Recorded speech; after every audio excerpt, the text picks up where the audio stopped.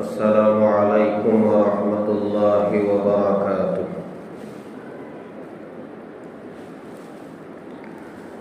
الحمد للہ نحمده ونستعینه ونستغفره ونؤمن به ونتوکل علیہ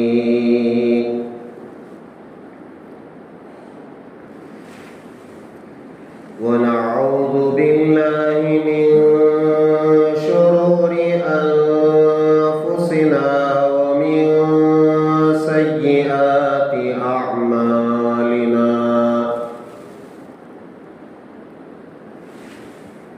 ونعوذ باللہ من شرور انفسنا ومن سیئات اعمالنا من يهده الله فلا مضل له ومن يضلله فلا هادي له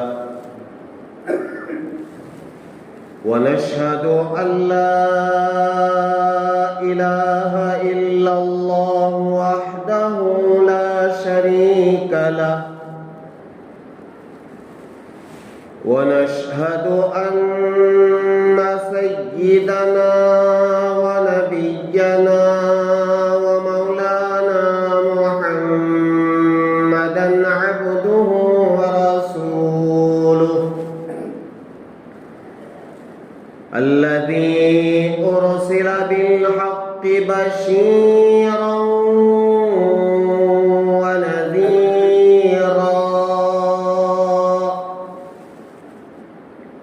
وداعيا إلى الله بإذنه وسراجا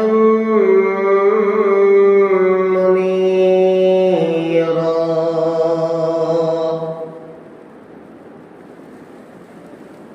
أما بعد فقد قال الله تبارك وتعالى في القرآن المجيد: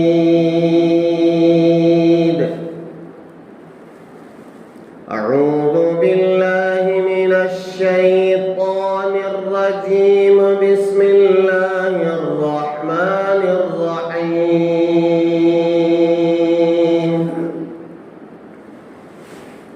يا أيها الذين آمنوا قوا أنفسكم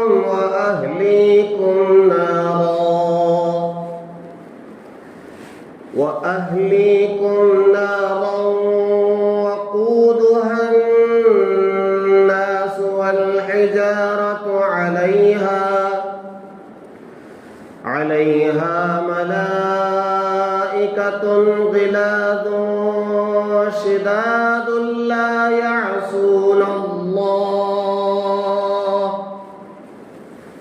يعصون الله ما أمرهم ويفعلون ما يؤمرون.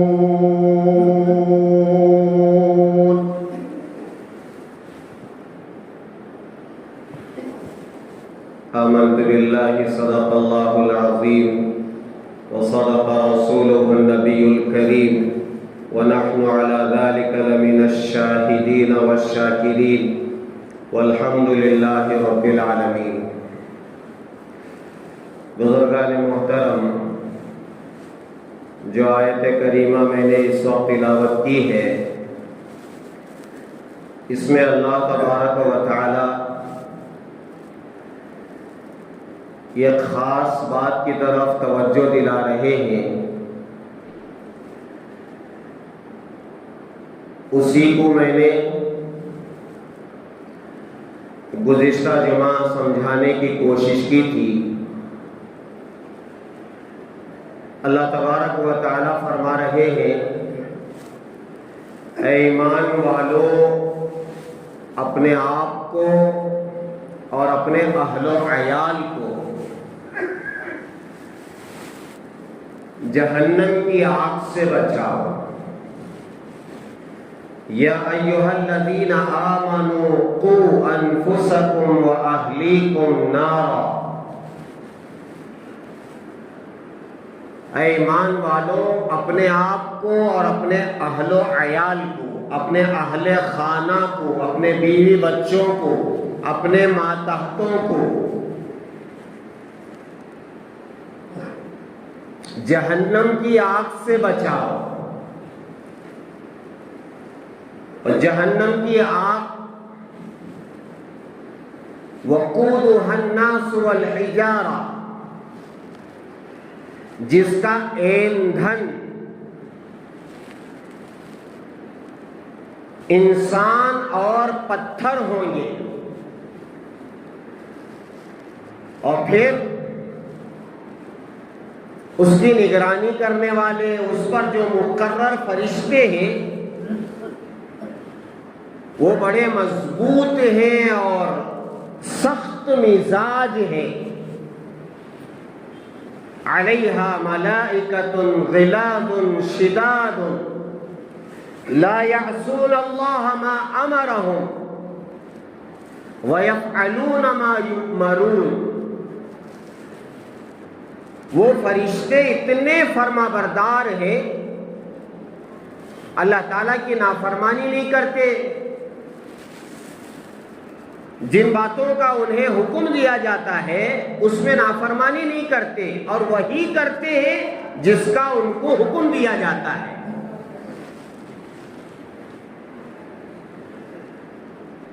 اس آیت میں صاف طور پر اللہ تعالیٰ یہ فرما رہے ہیں میں نے جو جہنم بنائی ہے وہ بڑی سخت ہے۔ جہنم بہت برا ٹھکانہ ہے۔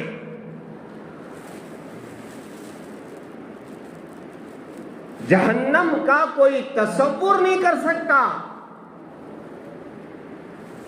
جہنم کی آگ کے بارے میں احادیث میں یہ فرمایا گیا ہے کہ جہنم کو 1000 سال تک جلایا گیا، دہکایا گیا، اس کی آگ بھڑکائی گئی تو وہ سرخ ہو گئی، لال ہو گئی،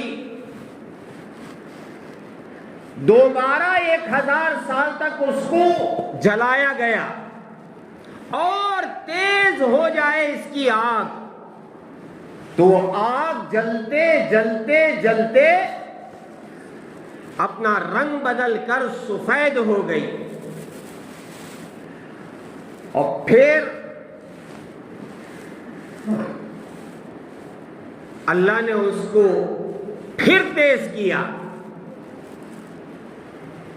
یہاں تک کہ وہ آگ سیاہ اور کالی ہو گئی۔ اللہ کے رسول علیہ الصلوۃ والسلام نے فرمایا اب جہنم اندھیرا ہے، اندھیرا، اور اس کی آگ کالی ہو چکی ہے، جلتے جلتے جلتے یعنی جلنے کی انتہا کو پہنچ چکی ہے۔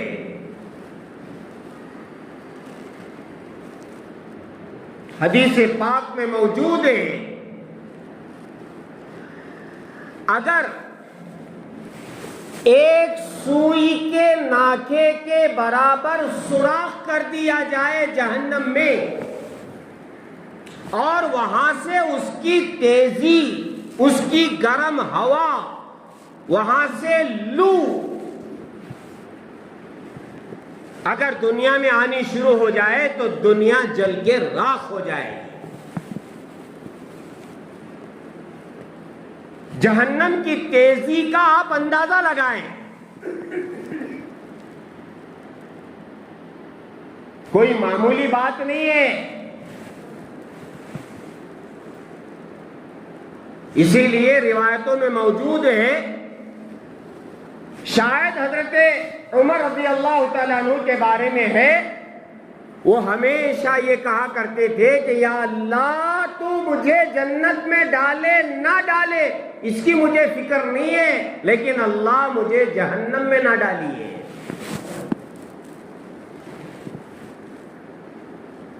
جہنم بہت برا ٹھکانہ ہے۔ اللہ تعالیٰ یہاں ایک دعوت دے رہے ہیں، ایمان والوں سے کہہ رہے ہیں قُوا أَنفُسَكُمْ وَأَهْلِيكُمْ نَارًا، اپنے آپ کو بھی اور اپنے اہل خانہ کو، اہل بیت کو، گھر والوں کو، بیوی بچوں کو اس آگ سے بچاؤ۔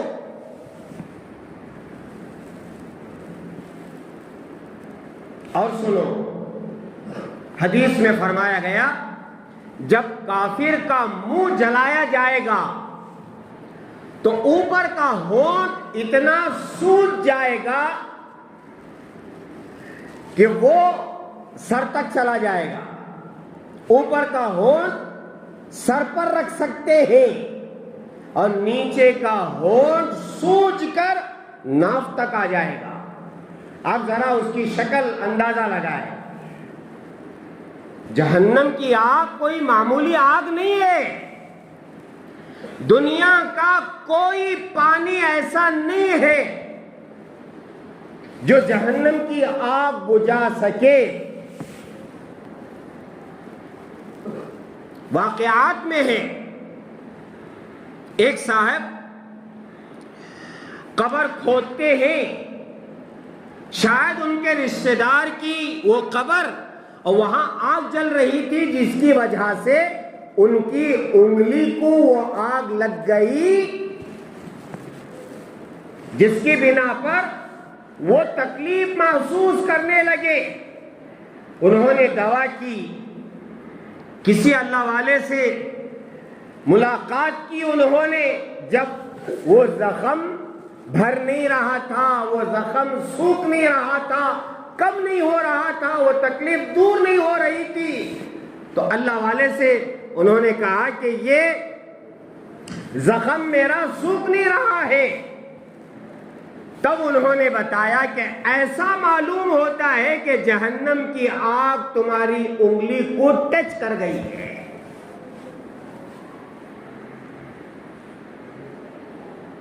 جہنم کا اندازہ ہم نہیں لگا سکتے، اسی لیے تو جہنم کی آگ سے بار بار ربنا آتنا فی الدنیا حسنہ وفی الآخرۃ حسنہ، اس کے بعد وقنا عذاب النار۔ آپ نے رمضان میں دعا پڑھی، سبحان ذی الملک والملکوت، سبحان ذی العزت والعظمت والہیبت والقدرت والکبریاء والجبروت، سبحان الملک الحی الذی لا ینام ولا یموت، سبوح قدوس ربنا ورب الملائکۃ والروح، یہاں تک ہے۔ اللہ تعالیٰ کی جو تعریف کے جملے ہیں یہاں تک ہے۔ جو حضرت ابراہیم علیہ السلام کے پاس آ کر ایک فرشتے نے اللہ کی تعریف کی تھی، وہ الفاظ ہیں۔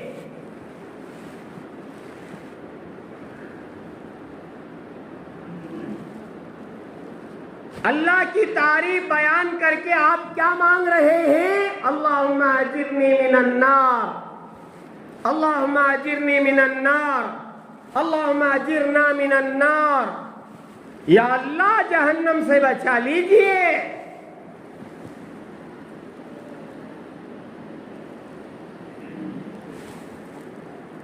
ایک لوٹا پانی اگر جہنم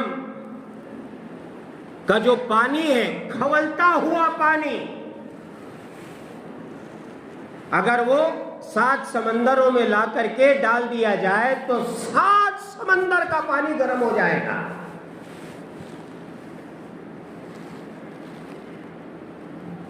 اگر میں جہنم کے عذابات کا تذکرہ کروں، میرا عزیزو، نہ نیند آئے گی، نہ کھانا ہضم ہوگا، نہ بیوی بچے اچھے نظر آئیں گے، نہ سیر و تفریح کا خیال آئے گا۔ اللہ والوں کا بعض یہ معمول تھا، یہ کوئی حکم نہیں ہے، اور ایسا کرو ایسا کوئی مستحب بھی نہیں ہے، لیکن ان کا اپنا عمل تھا۔ موم بتی جلاتے تھے، اس کے سامنے اپنی انگلی لے جاتے تھے، جب گرمی محسوس ہوتی تھی تو اپنے نفس سے کہتے تھے دنیا کی آگ تو برداشت نہیں کر سکتا، جہنم کی آگ کیا برداشت کرے گا۔ اپنے آپ کو، اپنے نفس کو سمجھاتے تھے۔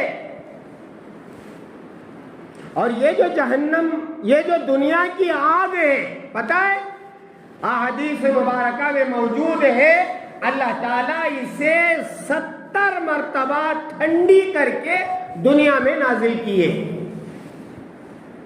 70 مرتبہ ٹھنڈی کر کے۔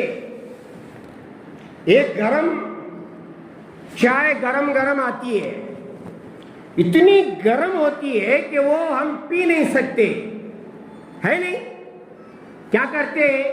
تھوڑا ٹھنڈی ہونے کے لیے رکھتے ہیں، پورا ٹھنڈی ہونے نہیں دیتے، تھوڑا ٹھنڈی کر کے پھر پیتے، حالانکہ وہ بھی گرم رہتی ہے۔ تو یہ آپ کو مثال سمجھ میں آتی ہے۔ تو ایسے جہنم کی آگ کو 70 مرتبہ ٹھنڈی کر کے دنیا میں بھیجا گیا ہے۔ 69 درجے جہنم کی آگ زیادہ گرم ہے۔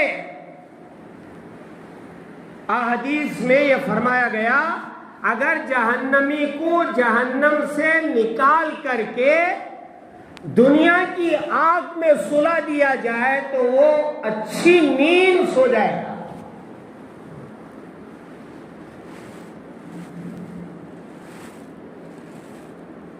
جیسے کوئی تھکا ماندہ راستے میں سو جائے تو اسے نیند آئے گی کہ نہیں آئے گی؟ حالانکہ وہ بھی گرم ہے۔ ایک آدمی کو آگ سے اٹھا کر کے روڈ پر سلا دیا جائے تو کیا سو جائے گا کہ نہیں سوئے گا؟ سو جائے گا۔ کئی ایسے مزدور ہیں بیچارے راستے میں سوتے ہیں تو وہ بس ان کو نیند لگ جاتی ہے نہیں؟ بات سمجھ میں آتی نہیں؟ تو جہنم کی آگ سے اپنے آپ کو بچانے کا راستہ کیا ہے؟ اللہ فرما رہے ہیں اے ایمان والوں، کلمہ پڑھنے والوں، اللہ کو ایک ماننے والوں، نبیوں پر ایمان لانے والوں، اللہ کی کتابوں کو ماننے والوں، آخرت پر ایمان رکھنے والوں، موت کے بعد دوبارہ اٹھائے جانے پر ایمان رکھنے والوں، یہ سب ہمارا ایمان ہے۔ ہم سے اللہ تعالیٰ فرما رہے ہیں سیدھے قُوا أَنفُسَكُمْ وَأَهْلِيكُمْ نَارًا، جہنم کی آگ سے اپنے آپ کو بچاؤ۔ اب کیسے بچائیں گے؟ جہنم کی آگ سے اپنے آپ کو کیسے بچائیں گے؟ تو حضرات علماء کرام نے یہی فرمایا جہنم کی آگ سے اپنے آپ کو بچانے کے لیے اللہ تعالیٰ کی اطاعت کی ضرورت ہے، اللہ تعالیٰ کے حکموں پر عمل کرنا، اور اللہ تعالیٰ کے حکم پر عمل کرنے کے لیے اللہ تعالیٰ کے احکامات کا جاننا ضروری ہے۔ اسی کو حضرات علماء فرماتے ہیں کہ علم دین کا حاصل کرنا اپنے آپ کو جہنم سے بچانا ہے۔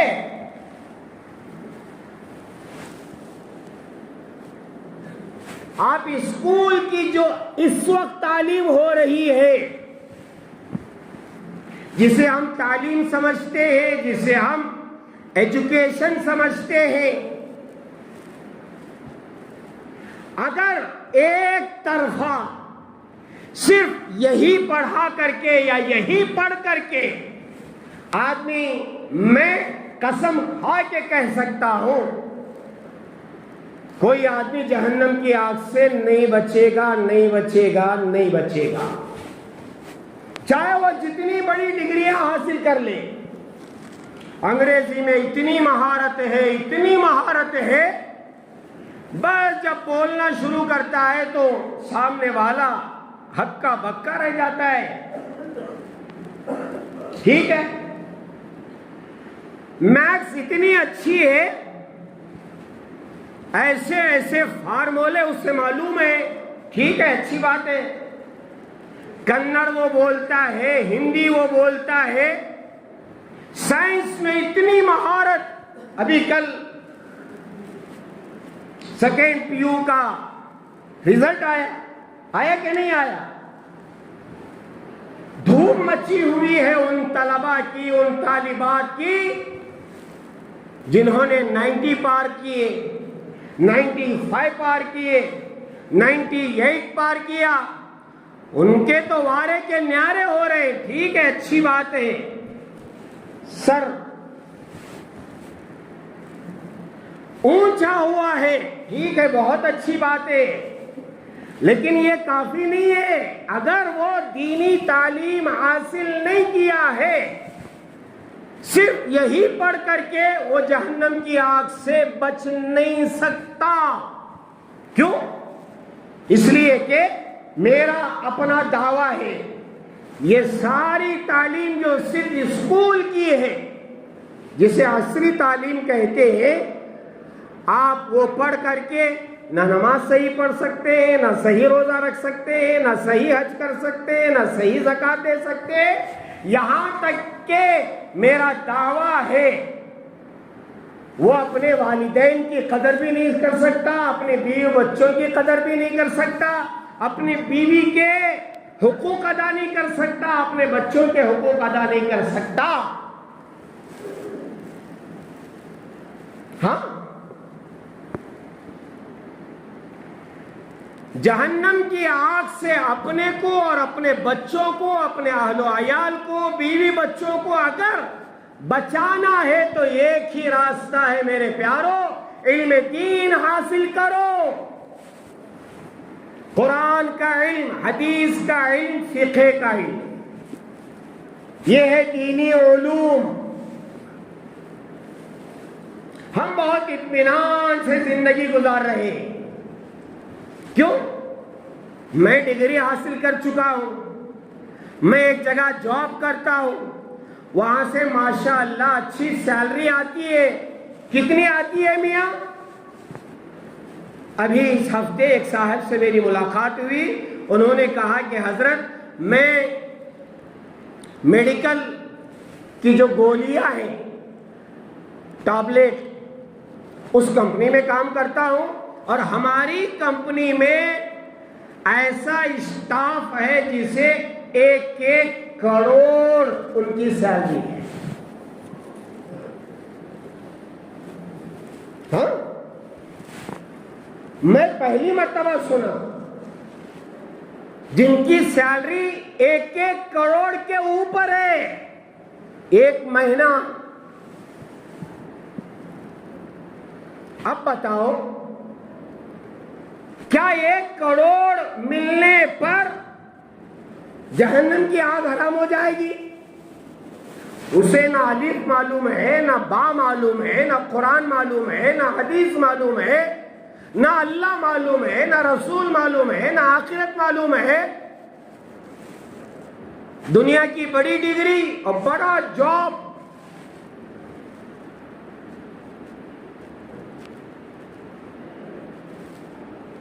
میرے عزیزو، اس وقت دنیا جو جا رہی ہے ایک طرفہ، میں پڑھ لیا، میں نہیں پڑھا، میرے بچے پڑھیں گے، کیا پڑھیں گے؟ انگریزی پڑھیں گے، ٹھیک ہے پڑھائیے، میں منع نہیں کر رہا ہوں، بلکہ میں اسکول میں ڈیوٹی کرتا ہوں، پڑھائیے، مگر دینی تعلیم کے ساتھ، قرآن کے ساتھ، احادیث مبارکہ کی تعلیم کے ساتھ، فقہ کے علم کے ساتھ، تب جا کر کے اپنے آپ کو بھی اور اپنے اہل و عیال کو بھی کس سے بچا پائیں گے؟ جہنم کی آگ سے بچا پائیں گے، جس کی اللہ دعوت دے رہے ہیں۔ یا ایھا الذین آمنوا قوا انفسکم واہلیکم نارا۔ حضرت علماء علم دین کی اہمیت، علم دین کی ضرورت پر یہ آیت پیش کرتے ہیں۔ دیکھو اللہ تعالیٰ خود فرما رہے ہیں جہنم کی آگ سے اپنے آپ کو، اپنے اہل و عیال کو بچانا ہے تو علم دین حاصل کرنا ہے، قرآن کا علم، حدیث کا علم، دین اسلام کا علم حاصل کرنا ضروری ہے، اس کے بغیر کوئی چارہ نہیں ہے۔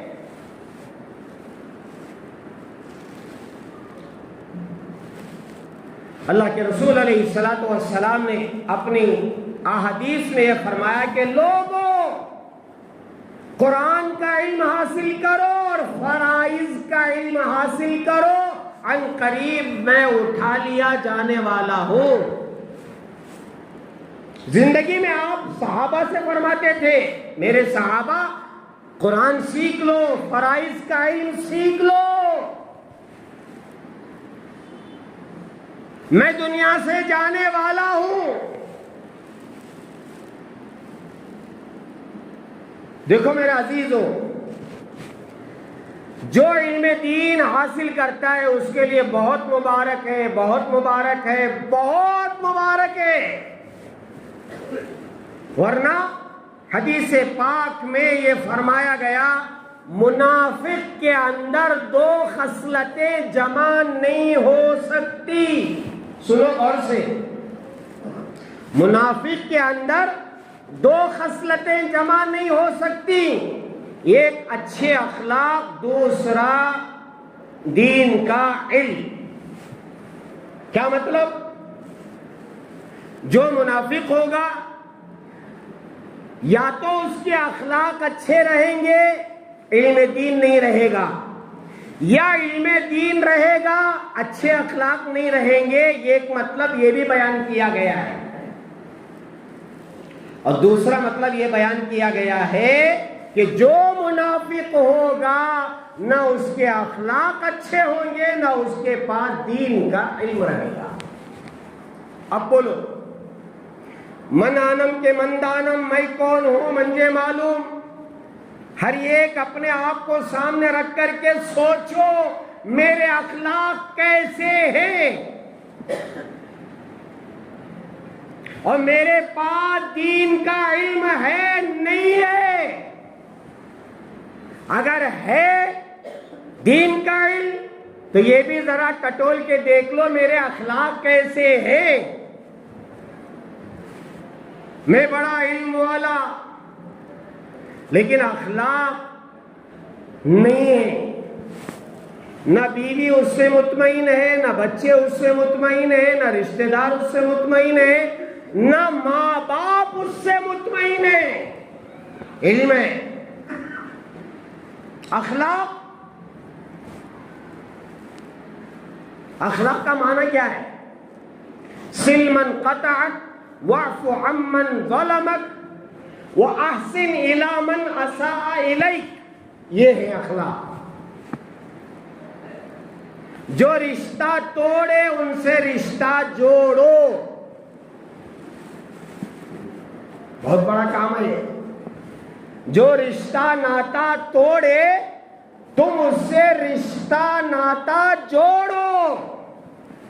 صل من قطعک واعف عمن ظلمک، جو تم پر ظلم کر رہا ہے اسے معاف کرو۔ سوری، کب اچانک پاؤں لگ گا، سوری سوری، آپ کھڑے تھے، دھکا لات مارا کون کی، سوری ہے کیا ہے وہ لات مار ڈال کو سوری کرا ہے نہیں۔ ارے ظلم کا مطلب جان بوجھ کر آپ کے اوپر کوئی ظلم کر رہا ہے، مطلب آپ کو تکلیف پہنچا رہا ہے، اسے ظلم کہتے ہیں۔ پاخانہ لے لے کا کو تمہارے کپڑے کے اوپر اونڈال ڈالیا، بولے سوری چھوڑی، وہ خاندان کو دن کو گالی دی ہے نا، کون کی پیشاب کر ڈالیا اوپر، چھوڑتی ہوں بس پڑا تو اس کی کاٹ ڈالتی. ظلم کرنے والے کو معاف کرنا، یہ سمجھ میں آ رہی بات؟ یہ دل گردے کا کام ہر ایک کے بس کی بات نہیں ہے، ہر ایک کے بس کی بات نہیں ہے. جو ظلم کر رہا ہے اسے معاف کرنا. اچانک پاؤں لگ گا، سوری، انہیں بھی سوری، ٹھیک ہے چلو کوئی مسئلہ نہیں. ہوتا ہے نہیں؟ راستے میں جا رہے تھے کسی کا پاؤں لگ گیا، سفر کر رہے تھے کسی کا پاؤں لگ گیا، ہوتا ہے معاف کر لو صاحب، اچھی بات ٹھیک، کوئی بات نہیں. اچانک ہو گیا، پاؤں لگ گیا، کوئی بات نہیں. جان بوجھ کر کرے. آپ کو ایک آدمی چائے لا کر کے پیش کیا، اچھا سمجھ میں آتا، دیکھو کیا کہ مکھی اچانک گر گئی، اٹھا ڈالے، کیا کہ پڑ گئی صاحب، ٹھیک ہے کیا سوری اچھی کی. اب چائے آپ کو دے رہا ہوں، میں کھکار کو بھوک کو دے رہا ہوں، کیا پیو صاحب، پیتی میں نے دیا کیسا رہا، بس چلا تو وہ چائے منہ کو نہیں، دانتوں جھڑا ہوا، پھر وہ اپنی زبان بھی استعمال کرنا. اماں بابا خاندان کو ہے نہیں، ارے میں بھی ماحول میں چھوں، آپ جہاں جی رہے ہیں میں وہیں جی رہا ہوں، میں کوئی جنگل میں نہیں جی رہا ہوں. جو آدمی ظلم کرتا ہے اسے معاف کرنا یہ اخلاق ہے. اب ذرا اپنے آپ کو تول کر کے دیکھ لو، ہم کس کیٹیگری میں ہیں، پکے مسلمان ہیں یا منافقین میں ہمارا شمار ہے. دو خصلتیں ایک آدمی میں جمع نہیں ہو سکتی، اچھے اخلاق اور علم دین، دونوں.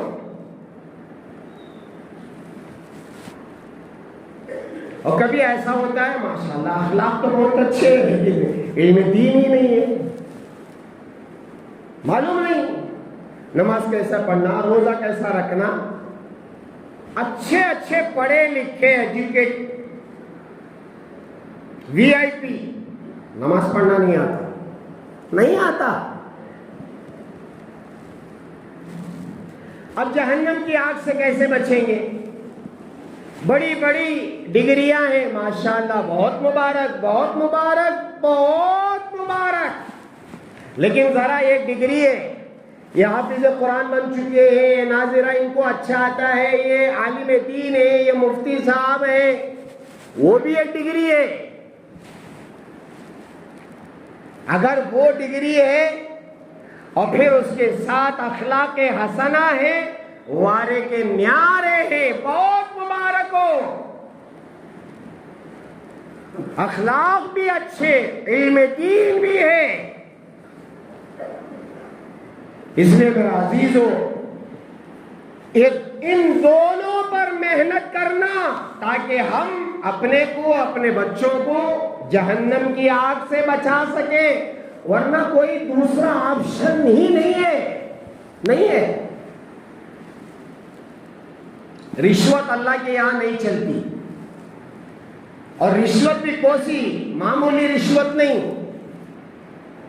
چلو 1 لاکھ روپے نہیں اور زیادہ، 2 لاکھ روپے نہیں اور بہت زیادہ، 1 کروڑ روپے رشوت.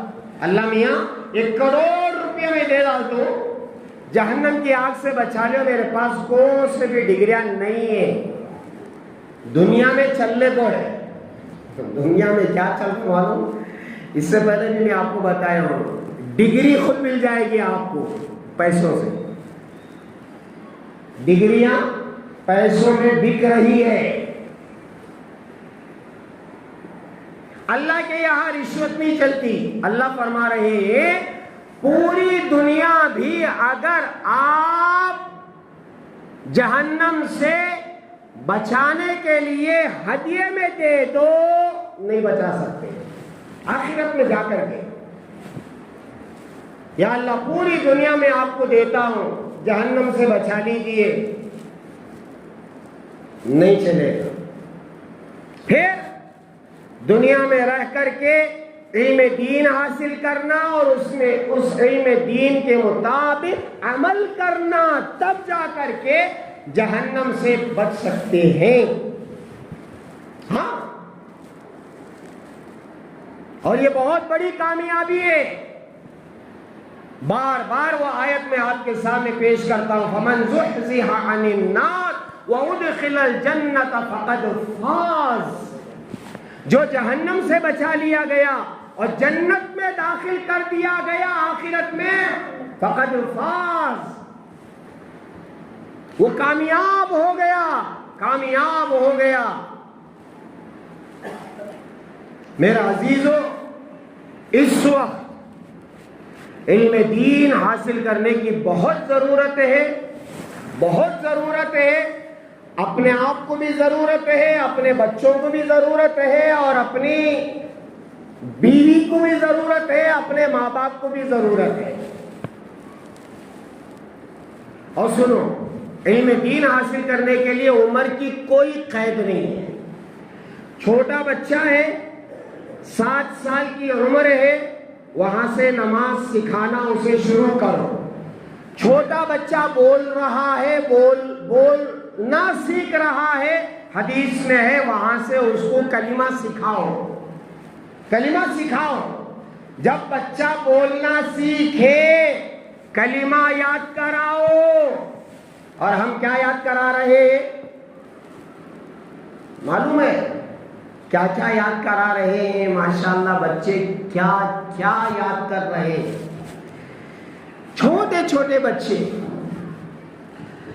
کیا کمر ہلا رہے ہیں، کیا ڈانس کر رہے ہیں، ہے نہیں؟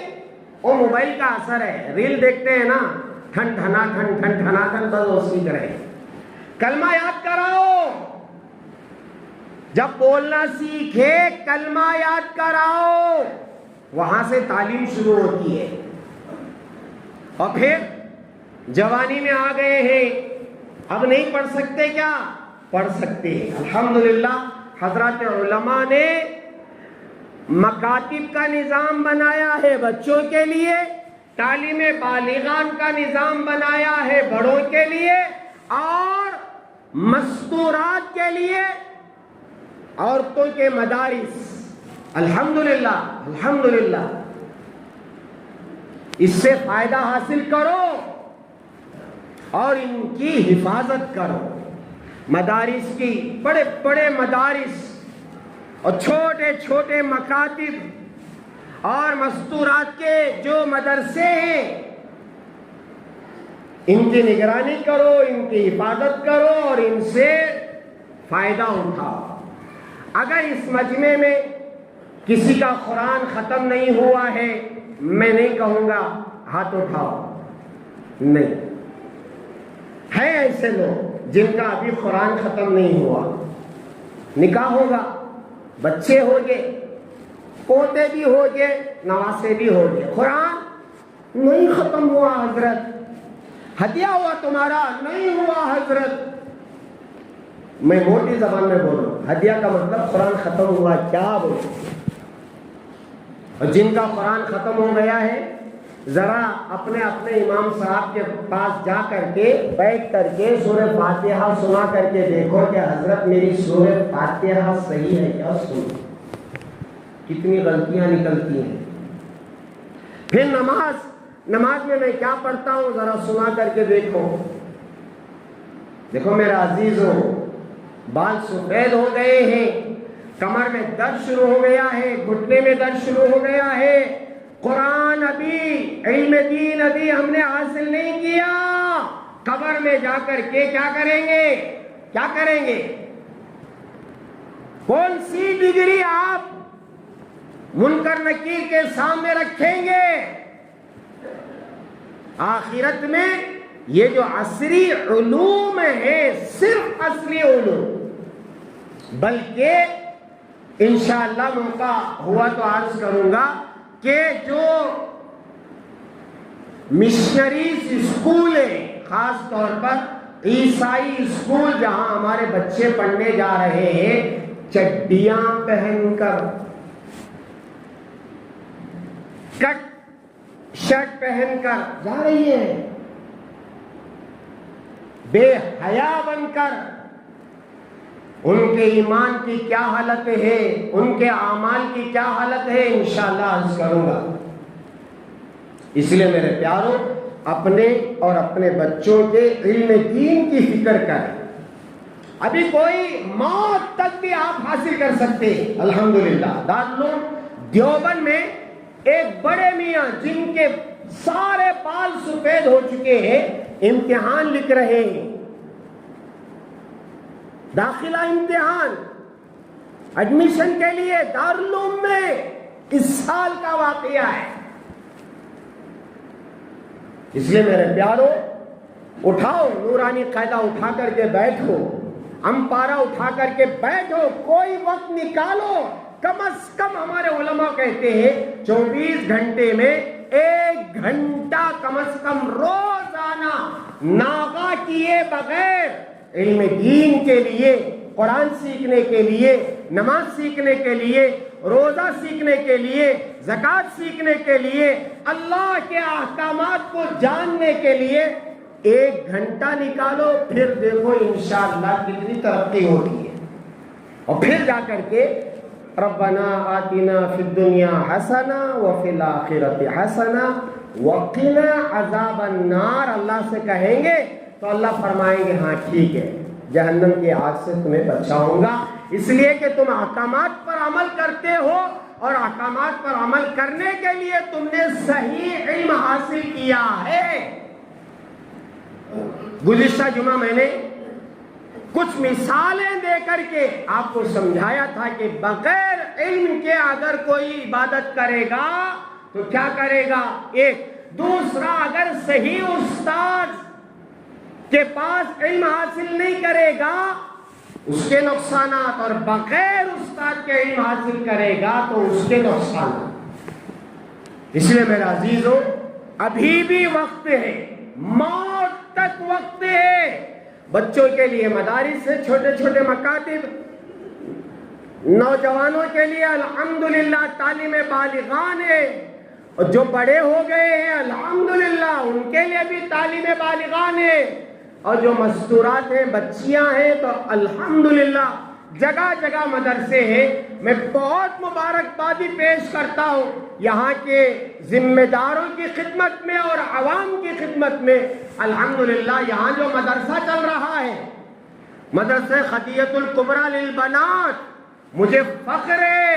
میں جب یہ عرض کرتا ہوں تو میرا رواں رواں خوش ہوتا ہے. بہت اچھا ماحول ہے ماشاءاللہ. مدرسے میں سمر کیمپ کے نام پر جب گزشتہ جمعہ اعلان ہوا 40 مستورات آ رہی ہیں پڑھنے کے لیے، کوئی معمولی بات ہے؟ آنکھوں میں آنسو آتے ہیں میرے خوشی کے. اس لیے میرے پیاروں، اس کی قدر کر، اپنی مستورات کو بھیج کر کے اگر مزہ لگ گیا سمر کیمپ میں تو انشاءاللہ زندگی بھر وہ علم حاصل کرنے کے لیے آئے گی. اور جو بچے ہیں ابھی ان کی چھٹیاں ہو رہی ہیں، مکاتب بند ہو رہے ہیں، بعض جگہ مکاتب کھل رہے ہیں، اس لیے کوئی کسی گھر کا بچہ یا بچی مدرسے کو جائے بغیر نہیں رہنا چاہیے. ہمارا ایک مشن ہے، وہ یہ ہے کہ ہر اسکول کا بچہ مکتب میں پڑھنے کے لیے جائے. یہ ہمارا مشن ہے. بات سمجھ میں آ رہی ہے؟ مدرسہ بھیجو، پابندی سے بھیجو، اور وہاں اگر کچھ قوانین رولز ہیں تو اسے فالو کرو، من مانی مت کرو. انشاءاللہ بچے بہت آگے بڑھیں گے. اور جو اس وقت ارتداد ہے، ارتداد سمجھتے ہیں، ایمان چھوڑ کر کے جا رہے ہیں، اور خاص طور پر بچیاں، اگر بچپن میں ان کے ایمان کو مضبوط کر دیا جائے تو پھر انشاءاللہ حالات کیسے بھی آئیں گے وہ ایمان سے ہاتھ نہیں دھو بیٹھے ہیں، اپنے ایمان پر قائم رہیں گے۔ اس لیے میرا عزیزو انشاءاللہ کچھ باتیں ہوں گی تو میں آئندہ عرض کروں گا۔ میں اس وقت بہت پرزور اپیل کرتا ہوں سب سے، بچوں سے، نوجوانوں سے، بوڑھوں سے، ادھیڑ عمر اور پھر عورتوں سے، مستورات سے، کہ اپنے آپ کو علم دین سے آراستہ کریں، علم دین حاصل کریں۔ موت تک کا وقت ہے، موت تک کا وقت۔ ایو ہماری ناک کٹ جاتی، اتنے بڈھے ہو کو نورانی خیدا نہیں۔ ہمارے علماء آپ کو گلے لگائے، آؤ حاجی صاحب بیٹھو، حاجی صاحب بیٹھو، حضرت ہم آپ کو پڑھائیں گے۔ ایسا نہیں کہ کیا جی اتنے بڈھے ہو گئے ابھی نورانی خدا پڑھنا، نہیں نہیں نہیں نہیں نہیں نہیں نہیں، ہرگز نہیں بولے، خوش ہو جائیں گے۔ ماشاءاللہ، میں ابھی تعریف کیا نا، دارالعلوم میں اتنے بڑے بوڑھے میاں جن کے بال سفید ہو چکے ہیں ایگزام لکھ رہے ہیں داخلہ۔ اس لیے میرا عزیزو علم دین حاصل کرو، حاصل کرو، حاصل کرو، انشاءاللہ بہت فائدہ ہوگا۔ آپ مجھے دعائیں دیں گے، انشاءاللہ کریں گے انشاءاللہ۔ اللہ تعالی ہمیں عمل کی توفیق عطا فرمائے۔